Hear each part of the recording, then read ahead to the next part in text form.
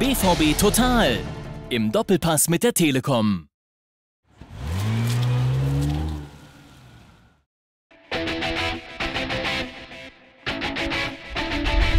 Es geht Schlag auf Schlag für unseren BVB. 9 Spiele in 29 Tagen. Morgen unser Topspiel gegen den FC Bayern München. Daher ein ganz besonderes Feiertagsmagazin. Ein besonderes Spiel. Wenn BVB und FCB aufeinandertreffen, ist immer Brisanz in der Partie. Eine besondere Überraschung. Marc Bartra belohnt eine mutige Borussin mit seinem Trikot. Ein besonderer Studiogast. Erstmals bei Nobby auf der Couch, Cheftrainer Thomas Tuchel. Ja, und darüber freue ich mich natürlich ganz besonders. Schön, dass du hier bist, dass du zu uns hier in unser Klassstudio oder wie wir es auch nennen, eine Skybox begrüßen darf. Das ist natürlich toll. Es geht gegen den FC Bayern. Das absolute Spitzenspiel steht auf dem Programm. Und Sebastian Brödel hat dazu mal gesagt, ist wie ein Zahnarztbesuch. Muss jeder mal hin, kann ziemlich wehtun, kann aber auch glimpflich ausgehen. Wie empfindest du Gastspiele beim FC Bayern München? Ja, erstmal komplett anders, seit ich in Gelb-Schwarz anreise, statt in den Mainzer Trikots, obwohl wir uns dort immer sehr gut geschlagen haben. Aber natürlich merkst du, dass die Bayern gegen uns und gegen Dortmund, gegen den BVB auch komplett anders spielen. Und somit weißt du, du wirst abgeprüft auf dem allerhöchsten Niveau in Europa. Und klar ist auch, dass dieses Spiel jetzt so irgendwie ganz komisch dazwischen liegt, ne? Es ist so ganz kurz vor einer besonderen Champions-League-Stufe und es ist natürlich auch das Spiel vor dem Halbfinale in München. Und deshalb ist es so ein gemischtes Gefühl diesmal. Aber ich glaube, da geht es auch noch um Prestige. Es geht auch noch um was anderes. Es geht immer um Prestige, natürlich, klar. Und wenn du allerdings dann siehst jetzt in der Konstellation, dass die Bayern am Mittwoch spielen wie am Dienstag und die Bayern in Hoffenheim einige Spieler geschont haben, gehe ich jetzt mal fest davon aus, dass sie die Mannschaft, die gegen Real Madrid spielen wird, auch gegen uns aufstellen werden. Das würden wir auch machen, wenn wir ein Mittwochspiel hätten. So mit Auswärtsspiel und Dienstag und mit vielen Angeschlagenen, ja, müssen wir uns weit strecken. Aber es fühlt sich besser an als Zahnarztbesuch, also für mich persönlich. Wir können Dinge selber beeinflussen. Beim Zahnarzt legst du dich hin, machst deinen Mund auf und ich persönlich habe die ganze Zeit Schiss. Ja, wenn unser BVB auf den FCB trifft, dann ist das natürlich immer ein Spitzenspiel. Die Vorzeichen zum 96. Duell BVB gegen Bayern München sind allerdings diesmal anders. Warm-up für das bevorstehende Champions-League-Viertelfinale, lockere Generalprobe fürs Pokalspiel Ende des Monats, ein Spiel ohne Brisanz? Auf gar keinen Fall. Der deutsche Klassiko diesmal zwar nicht mit finalem Charakter, aber Schwarz-Gelb braucht die Punkte dringend im Kampf um die direkte Champions-League-Qualifikation. Im Hinspiel hat der BVB gezeigt, wie man den Rekordmeister in die Knie zwingt. Jetzt soll noch ein Sieg her. Zweimal in einer Saison die Bayern schlagen. Das hat in den letzten 10 Jahren keiner geschafft, außer Borussia Dortmund. Das Kräftemessen mit den Roten aus dem Süden immer etwas Besonderes. Anreiz gibt es also mehr als genug. Ja, Thomas, unter welchen Vorzeichen siehst du die Begegnung beim FC Bayern?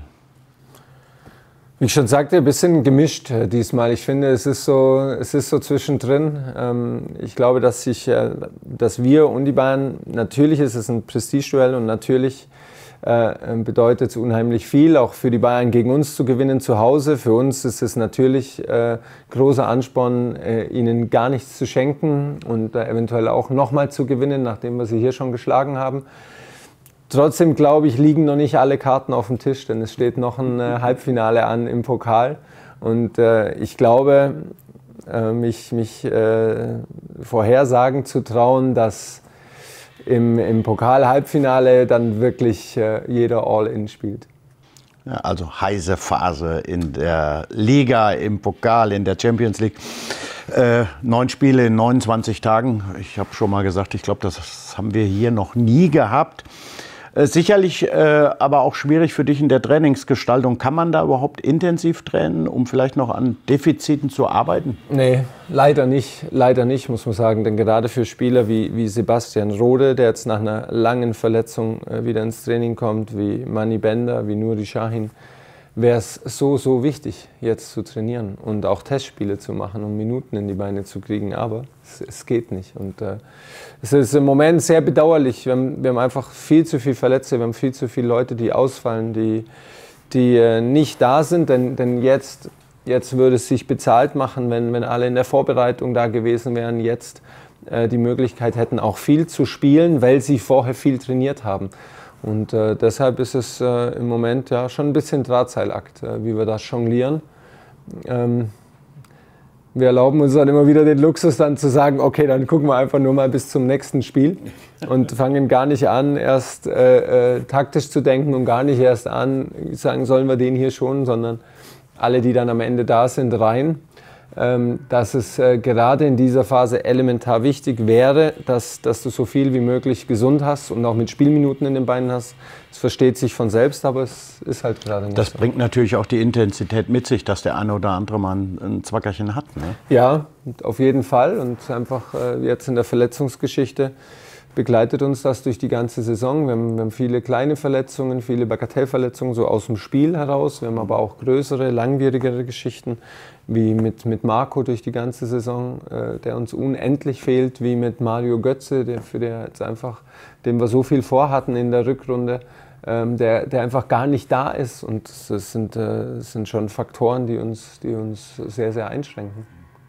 Du arbeitest ja jetzt schon lange mit unseren Jungs zusammen und die wissen sicherlich, was du von ihnen sehen willst. Ja, ich hoffe es. Wir allerdings sind uns da nicht immer so ganz sicher.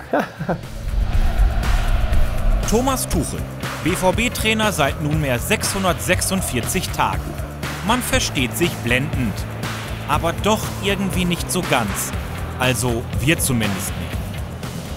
Was wissen wir? Wir wissen, dass Tuchel zur Gattung der Faustjubler gehört. Meistens im Stehen, ab und zu auch mal sitzend und manchmal sogar in der Luft. Bekannt ist mittlerweile auch, dass er stets 2 Flaschen stilles Wasser pro Spiel trinkt. Und ebenfalls offensichtlich, der 43-Jährige spielt gerne am Seitenrand mit seinen Jungs Tic-Tac-Toe. Aber lieber Thomas, bei deiner leidenschaftlichen nonverbalen Kommunikation, da kommen wir einfach nicht mit. Zum Beispiel, wir kapieren nicht, warum du mit der Rückhand nicht zufrieden bist. Würdest du gerne mehr Slicebälle sehen? Oder was hat es hiermit auf sich? Aufpassen auf Wiegeschritt und Kreuzschritt beim Quickstep im Strafraum? Und was forderst du mit dieser Geste? Den Teig kräftig umrühren und 6 Eier nehmen? Wir Laien sind spätestens hier mit unserem Latein am Ende. Aber vielleicht müssen wir ja auch nicht alles verstehen. Wir sehen unseren Trainer am liebsten jubeln. Und diese Körpersprache zumindest ist universell verständlich.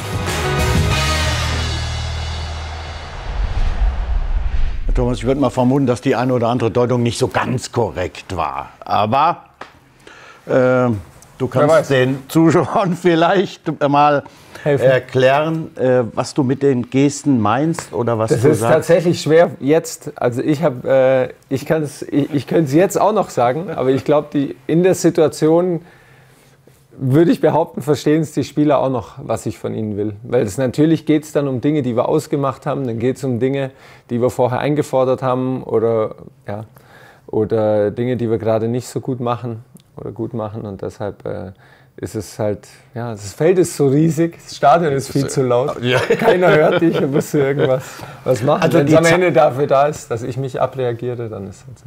Aber die Zeichen, die du dann gibst, die sind schon abgestimmt mit den Spielern? Die wissen schon. Nee, die sind situativ und Ich weiß, was ich meine.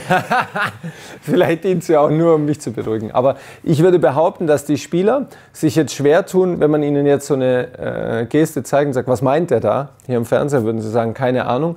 Wenn sie aber auf dem Spielfeld stehen und wir ja Dinge ausgemacht haben, wie wir spielen wollen, und ich dann rein zeige, dann ist es zumindest so, dass sie dann nicken. Mit den 2 Wasserflaschen, ist das Zufall oder ein Ritual? Ja, das ist eins geworden.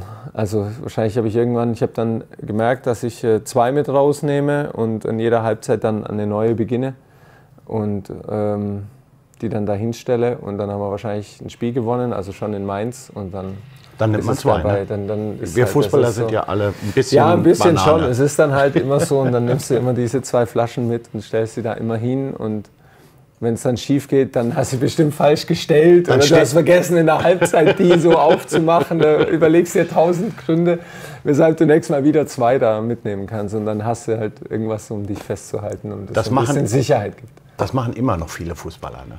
Das Rituale. Ja, das machen, glaube ich, Sportler insgesamt. Du hast mal gesehen bei Rafael Nadal und so im Seitenwechsel, wie der seine Wasserflaschen dreht, das Handtuch legt, den Schläger nochmal, da muss alles auf einen Millimeter sein. Ja, wir befinden uns mitten in den englischen Wochen, aber trotzdem ist auch abseits des Rasens viel passiert und das schauen wir uns in unserem Spielfeldrand an.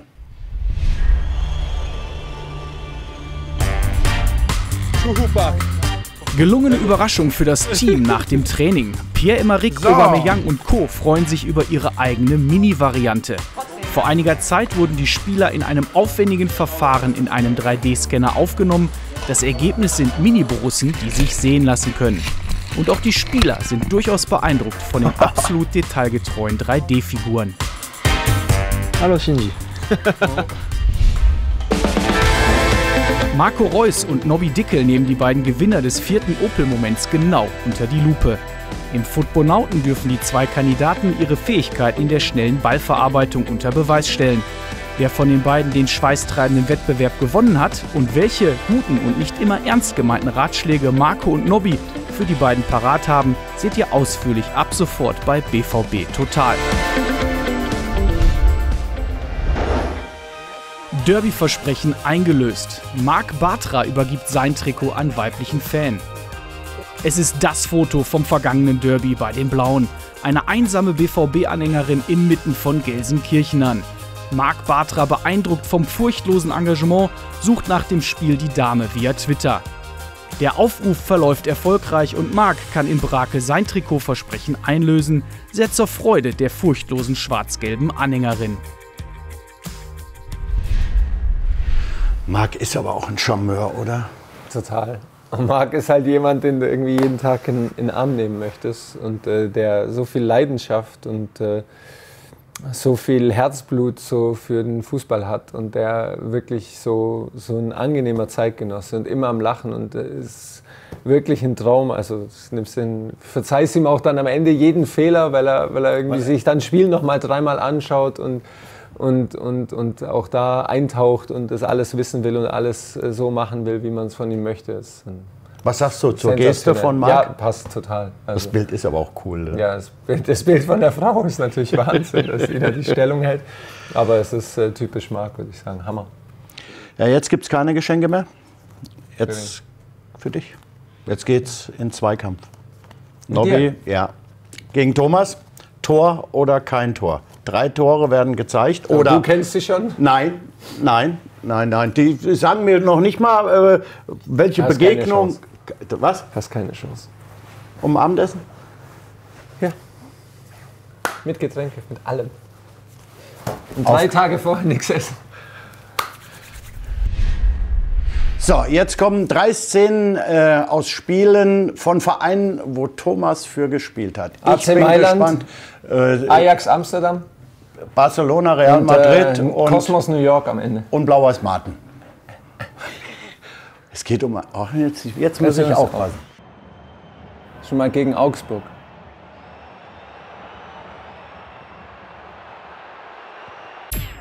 Alter, du kennst die Spiele alle, das ist total... Tor. Muss ich auch sagen. Wie, spielst taktisch oder was? Weil du keine Ahnung hast, sagst einfach, was ich sage.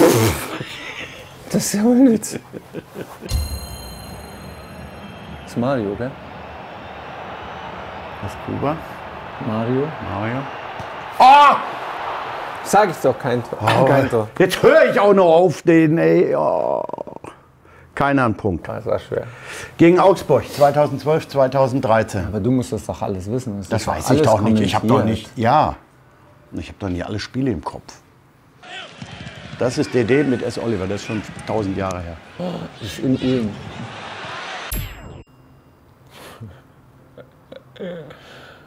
Kein Tor. Tor.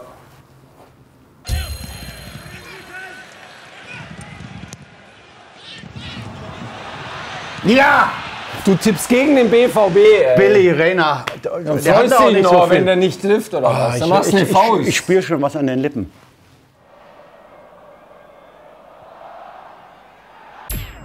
Ja, okay, wir haben 3 Tore, jetzt sind es 2 nicht, das kann's ja... Der muss ja reingehen, dann habe ich muss gewonnen. reingehen. Ja, das wäre ja jetzt. Das wäre ja doof, wenn die 3 zeigen und wäre kein Tor. Und es wäre ja auch Sagst von du mir. Tor, aber ich sag kein Tor jetzt, weil das meine letzte Chance. Sag du, was du Was meinst. sagst du? Ja, es ist doch klar, was es ist. Sag, was du möchtest und dann- ich sage das Nee, Gegenteil. du machst jetzt. Ja, ist Tor. Sagst du Tor? Ja, klar. Dann sage ich kein Tor. Danke, Nagi. Ja, das war jetzt auch lame. Ja. Ach, das war ich. Ach, das.